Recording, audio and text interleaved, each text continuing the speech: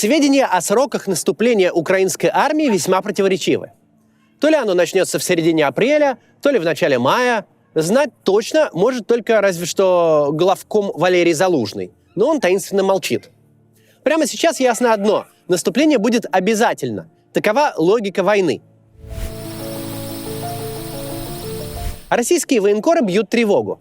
Они сообщают, что в Украину уже прибыли более 100 немецких танков «Леопард».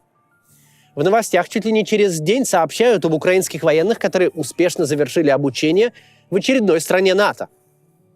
А тем временем президент Зеленский заявляет, что украинская армия не может наступать, потому что не хватает оружия и боеприпасов. И пока страны Запада не обеспечат Украину всем необходимым, о продвижении вперед не может быть и речи. Президенту вторит замглавы МИД Украины Андрей Мельник. Он божится, что у Киева недостаточно танков для контрнаступления, а без этого невозможно добиться военно-технического преимущества. Да, все эти слова могут оказаться правдой, но намного вероятнее, что они являются военной хитростью. Метод дезинформации противника стар как мир. Его еще более 2500 лет назад описал китайский полководец Сунь Цзы в своем трактате «Искусство войны». Так что заявление Зеленского ничего не подтверждает и одновременно не опровергает. Оно просто сгущает туман войны. Но даже в этом тумане можно кое-что рассмотреть, и мы опробуем.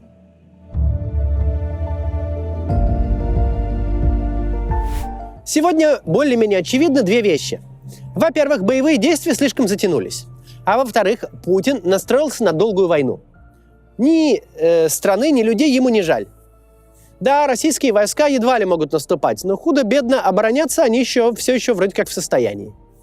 При таком раскладе Путину не остается ничего, кроме войны на истощение, которая, естественно, не в интересах Украины. Война дорого и тяжело обходится обеим сторонам, но сейчас речь не об агрессоре. Война идет на украинской территории. Ее города, инфраструктура и промышленность, ее люди, в конце концов, уничтожаются по бессмысленной путинской разнарядке. В общем, Украине крайне важно переломить ход войны. Ей необходим успех, желательно громкий, в идеале оглушительный. Атакой на Сватово или контрударом под Бахмутом тут не обойтись.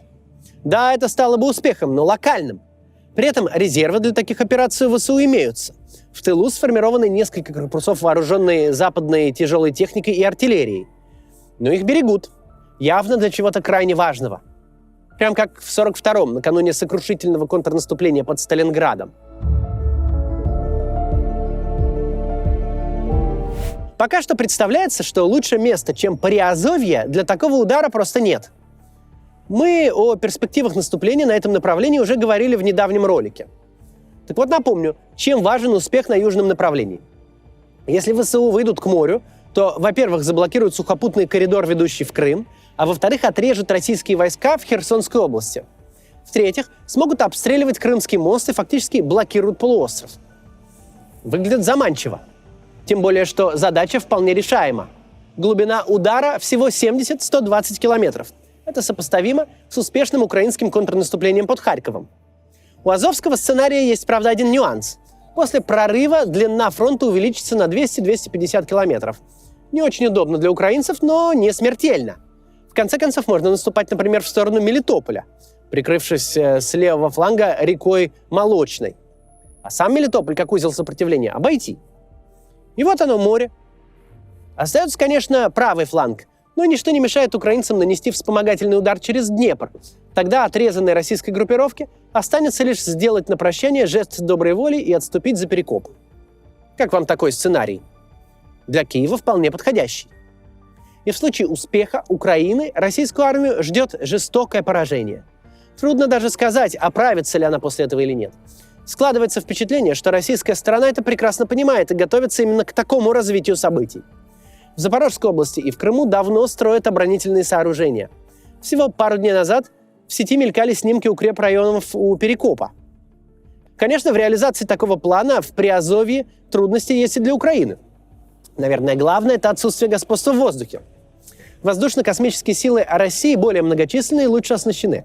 При этом они так и не смогли полностью подавить украинское ПВО и воздушный флот. ВВС Украины продемонстрировали высокий уровень мастерства не только пилотов, но и комсостава. умение координировать работу самолетов и наземных средств. Находясь в меньшинстве, пилоты ВСУ умудрились вытеснить российскую авиацию за пределы воздушного пространства Украины. Теперь россияне летают только у линии фронта, не пересекая ее. Так что совершенно не исключено, что ВВС Украины сумеют уравнять шансы в ходе запланированного наступления. Примерно так же обстоят дела и с артиллерией. У России ее больше, но у украинцев превосходство в качестве. Например, использование программы боевого управления «Крапива» гарантированно сокращает время развертывания артиллерийских подразделений. Время приведения батареи в боевое состояние уменьшается примерно в 5 раз. Поразить незапланированную цель можно втрое быстрее, а открыть контрбатарейный огонь в 10 раз быстрее, чем это делают российские войска. Если добавить высокоточные снаряды западного производства, поступающие в Украину, то оценка соотношения сил и средств становится не столь однозначной совсем. Перейдем к танкам. Их, по заявлению Путина, у России просто пруд-пруди. По словам Путина, число танков армии России будет превышать количество танков ВСУ более чем в 3 раза. Звучит внушительно. Только есть одно «но». Большинство этих машин не новые, а модернизированные старые. Дошло до того, что из запасников извлекли раритет 50-х годов прошлого века – танки Т-55. Подремонтировали и бросили на фронт. Такая же участь постигла легкобронированный транспортер-тягач МТЛБ. В армии его называют «мотолыгой». Так вот, на этот антиквариат взгромоздили древнюю 25-миллиметровую морскую пушку, тоже, видать, на складах завалялась, и отправили воевать. Просто железный капут какой-то. И вот этим, с позволения сказать, грозным боевым машинам предстоит сражаться с начиненной современной электроникой, немецкой техникой, леопардами или английской техникой, челленджерами. Кстати, скоро и американские Абрамсы подоспеют.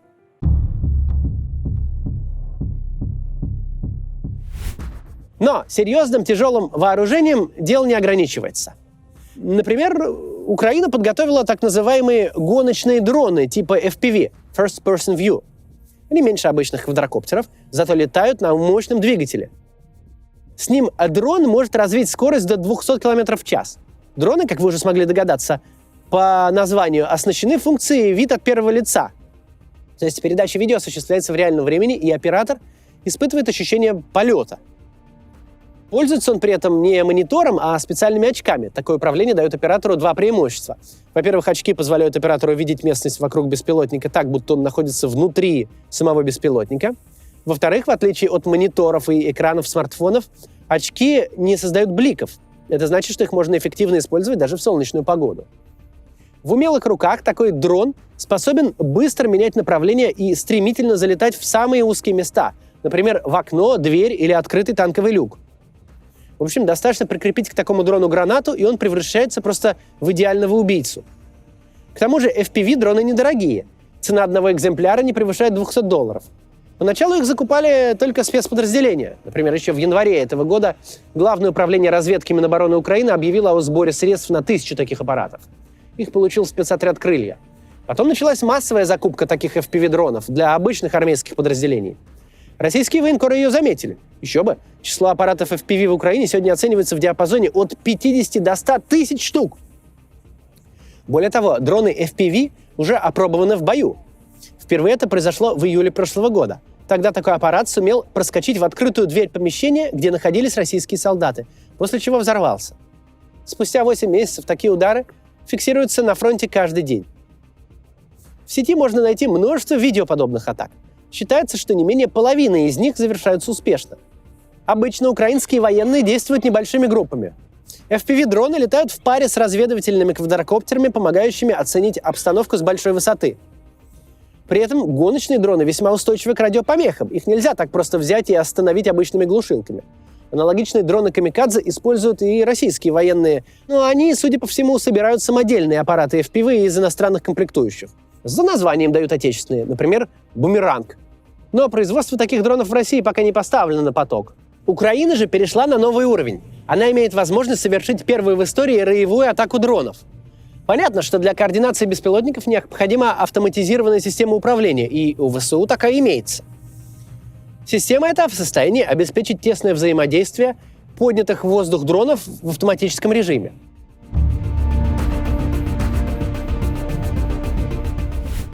Примечательно, что о готовящейся атаке дронов в январе этого года говорил Алексей Арестович. Конечно, можно заподозрить в повышенном оптимизме для Украины, но в данном случае стоит прислушаться. Ведь всего через месяц после выступления Арестовича украинский генштаб объявил о создании первой в мире ударной роты беспилотных летательных аппаратов. А среди военных вакансий, которые публикует Минобороны Украины, появились операторы FPV-дронов. А теперь прибавьте к этому старые проверенные «Химарсы». Кстати, их начали снаряжать планирующими американскими бомбами, в результате чего дальность стрельбы увеличилась с 80 до 150 километров. Этими дальнобойными боеприпасами ВСУ смогут перерезать пути снабжения российских войск, наносить удары по командным пунктам и базам, в том числе в глубоком тылу. Российские военные и политики понимают грозящую опасность, но пока уверяют себя и граждан, что все обойдется. Как сказал глава Центра изучения военных и политических конфликтов Андрей Кринцевич, попытка прорыва украинских войск к Азовскому морю будет отражена. С самого начала нынешней войны хорошо видна эта разница между российским и украинским к ней подходом. Высокотехнологичная война с точки зрения России – это впечатляющая вундерваффе, которая будет хорошо смотреться на парадах. Это комплексы радиоэлектронной борьбы, типа огромные грузовики с антеннами, призванные впечатлять публику. Российская армия принципиально отторгает низовую инициативу и внедрение в себя коммерческих технологий. Все должно быть централизовано, все должно быть секретно, на закупке чего угодно должна обогащаться специально обученная компания людей.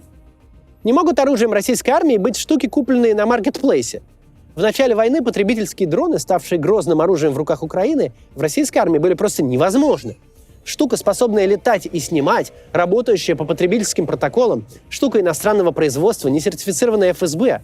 Каждый, кто притащит такую штуку в расположение, отправится прямиком в СИЗО. Война вынудила российский генералитет принимать реальность. Дроны в руках российских военных теперь обычное дело. Вот только заложенное в самом начале отставание ничем не компенсировать. Российская армия вынуждена следовать в хвосте передовых украинских приемов в использовании дронов. Для российского генералитета, воюющего по лекалам Второй мировой, дроны – это какой-то фантик, чуждое и малопонятное дополнение к основным орудиям войны. Генералитет, может, и готов допустить их применение, но это совершенно не значит, что хоть кто-то в командовании имеет представление о том, как и для чего эти агрегаты вообще использовать. Уже сейчас понятно, успех Украины вовсе не фантастика. Пока украинцы готовили высококвалифицированных танкистов, артиллеристов и операторов дронов, Россия продолжала вытаскивать с гражданки плохо обученных пехотинцев или, в лучшем случае, бросала в бой так называемую элиту – морпехов и десантников. Путинская армия уже показала все, что могла, а значит, Путин проиграл эту войну. К сожалению, пока это поражение оформится официально, пройдет еще немало времени. Но именно предстоящее украинское наступление очень сильно повлияет на то, как долго Путин сможет еще тянуть эту безумную и бессмысленную войну. До завтра.